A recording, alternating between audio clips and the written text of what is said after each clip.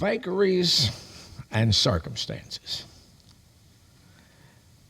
Think with me for a moment of a situation you found yourself in, one which was difficult and challenging, but one which you had no control over at all.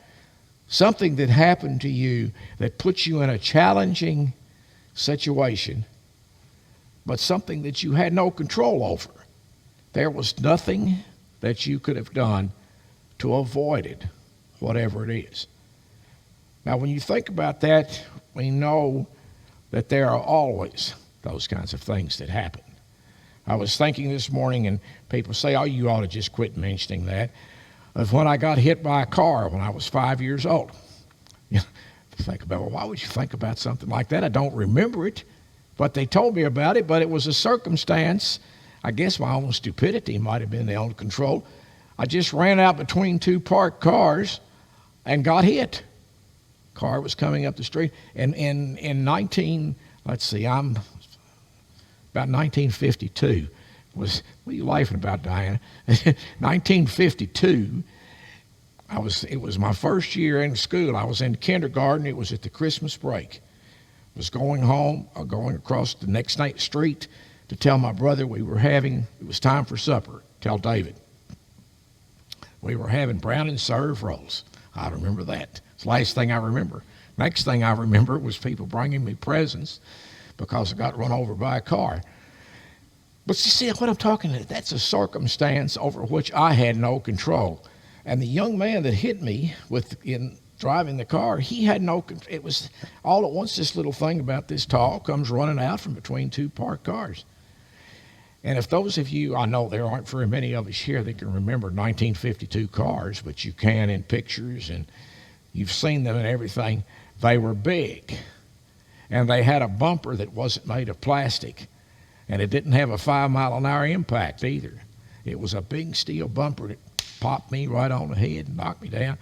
Maybe the pretty thing that I am today, that bouncing off that street. That's a circumstance, though.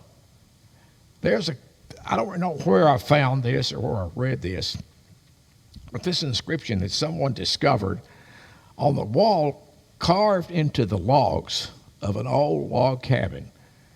Don't know who wrote it, how long it took, what their situation was, but the words that say this, all of life is based on circumstances. And over circumstances, we have no control. You think about it and you think, well, what kind of control do I have in my life? Did I choose to come here today? Will I choose to do what I'm going to do the rest of the day? What kind of circumstances are there that are out of our control? This is just one of those philosophical things that someone found in the backwoods, and it seemed to make the fit. I want to share with you today, from time to time, I like to just delve into a good old Bible story, because it is church, and we do have the Bible, and we do like to read that and study and think about that. This is the story in Exodus 14, second book of the Old Testament.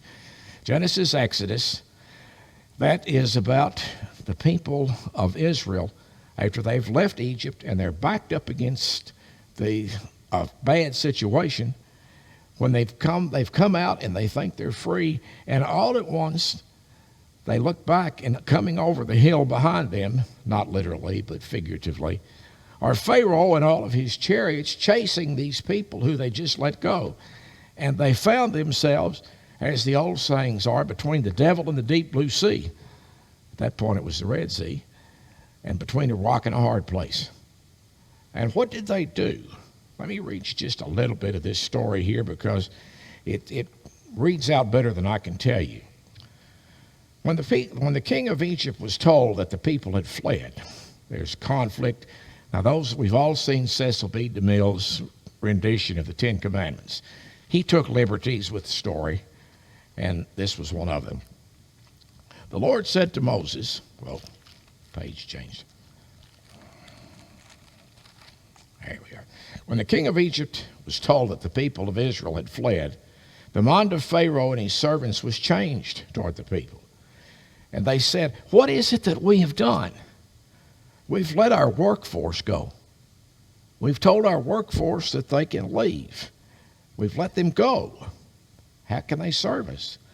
So he made ready his chariot and took his army with him, and took 600 picked chariots and all the other chariots of Egypt, with officers over all of them. And the Lord hardened the heart of Pharaoh the king out of Egypt, and he pursued the people of Israel as they went forth defiantly. The Egyptians pursued them all the way, all Pharaoh's horses and chariots and horsemen and his army, and overtook them encamped by the sea, which we call the Red Sea. Encamped by the sea. So here we are in a situation where they have a circumstance over which they have no control, and they are between the devil on one end, if we call Pharaoh and his armies that, and the deep blue sea on the other. What are they going to do? What do you do when you find yourself in a circumstance that you just don't think that you can control? And what circumstances can we control? What do we do? Well, what they did was what they usually did. They started to complaining. Why is it people always complain about things? Because there's nothing else to do, I guess. Why did you do this? Let me read the next part of this story. Great story. This is the 10th verse of the 14th chapter. When Pharaoh drew near, the people of Israel lifted up their eyes, and behold, the Egyptians were marching after them. And they were in great fear, understandably. And the people of Israel cried out to the Lord, and they said to Moses, is it because there are no graves in Egypt that you've taken us away to die here in the wilderness? Here, we have these people that are being led out of bondage in which they have experienced this for 400 years. 400 years, give or take a few. They're being led out of bondage into freedom. The first difficulty that they turn to, they say to Moses, we could have stayed in Egypt and died. We don't appreciate what you're doing anymore. We don't like this anymore. What have you done to us in bringing us out of Egypt? Is not this what we said to you in Egypt? Let us alone. Let us alone. Let us serve the Egyptians. For it would have been better to us to have served the Egyptians than to die in the wilderness. And Moses said to the people, fear not, and stand firm, and see the salvation of the Lord, which he will work for you today. For the Egyptians whom you see today, you shall never see again. Here's where the drama arises in this story. Here's where it comes. The Lord said to them, forget where you are, what's going on. The fight will fight for you. Just be still. Moses went to God. What am I going to do? We all remember the movie, I'm sure. I don't know why. I've said many times, my Old Testament professor said that movie set back Old Testament theology 50 years, what they'd been studying about. We see Moses, portrayed by Charlton Heston, standing on the rock above the sea with his rod in his hand. He stands up, and the sea rolls back. You remember the part of it? The sea rolls up. Looks like Jell-O on each side. The sea eye that they had then wasn't quite what we have today. Just quivering there, and the people of Israel run through this, and they get safely to the other side. And then when Moses drops that staff, it starts closing in. And the chariots of Egypt are in there because they're chasing them, and the water just falls over top of them. Where do you turn when you're between the devil and the deep blue sea? Where do you go? Moses showed them, this is what the Lord can do for you. This is what the Lord is going to provide you. This is how the Lord will continue to lead you. One of my neighbors, excuse me, up the street from me came the other. I met her, and she was riding a car with another friend. She just come from a Bible study about this story. And I'll tell you what I told them about this story. In biblical literature and in biblical studies, the Red Sea is called the Reed Sea. And there are those who say in the studies, now this is going to blow you away if you haven't heard this. Archaeologically, There is evidence that at that time, that what is the Red Sea now, which is a sea, was a marsh. And what happened was the people of Israel, because they were on foot, were able to get across it. And it may have been a dry time. They weren't chasing one right after the other, as we picture sometimes. It was a dry time. And then by the time the people of Egypt got there with the chariots, the water had come back into the marsh.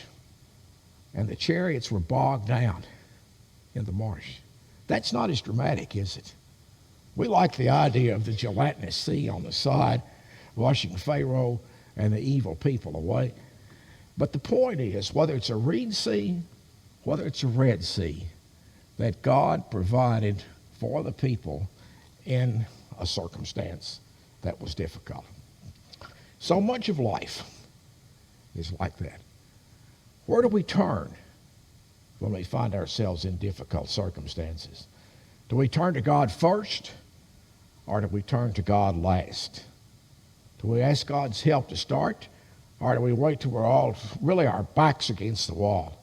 Whatever the situation is, whatever it is in life, how you respond to it is a part of your faith. It should be a part of who you are, of what your insides are about, what your faith is about. How do you respond to the difficulties? This other big word here that I used, and we could take a vote of how often you use the word vagary, V-A-G-A-R-Y-I-E-S for plural. How often do you use that word in your vocabulary? That's a vagary. Somebody says, what? It's a vagary. Don't know what that is.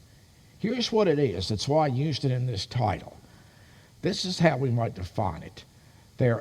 Vagaries are erratic, unpredictable, or extravagant manifestations, actions, or notions. They're just something we don't expect. If you don't have a faith, I contend, if you don't have a faith in something, someone, ours is in God, ours is in Jesus because we are Christian. Other people have faith. Their faith system is not exactly like ours. That doesn't mean they're wrong. Doesn't mean we're the only ones right. It's what is right for us, and this is what's right for us. Where do you turn without that faith system? Where do you turn? It's important for us to realize that the things of life are just totally unpredictable. There are circumstances. As I was thinking of how to conclude this, I thought of that old dictum, that you hear about fires. If you're caught in a fire or you happen to get something, your clothes catch on, what's the thing that they say to you? Stop, drop, and roll. Stop, drop, and roll. Whatever the challenge is in life, we could apply that to this. Stop, drop, roll. God is there to help us. God was there to help the people of Israel. God is there to help whatever the situation may be in our lives. Vagaries and circumstances, no control over either one of them. But we can help have direction, have guidance with God. Are you about together in prayer? Our Father, this age-old story teaches us so much. That we don't have to complain, that we just have to turn to you. To turn our faces upon you, to look at you, to look at your Son, to feel the presence, the guidance, the direction. All that we do, all that we say, how we live it in your name. And we thank you for it. In Jesus' name we ask it. Amen.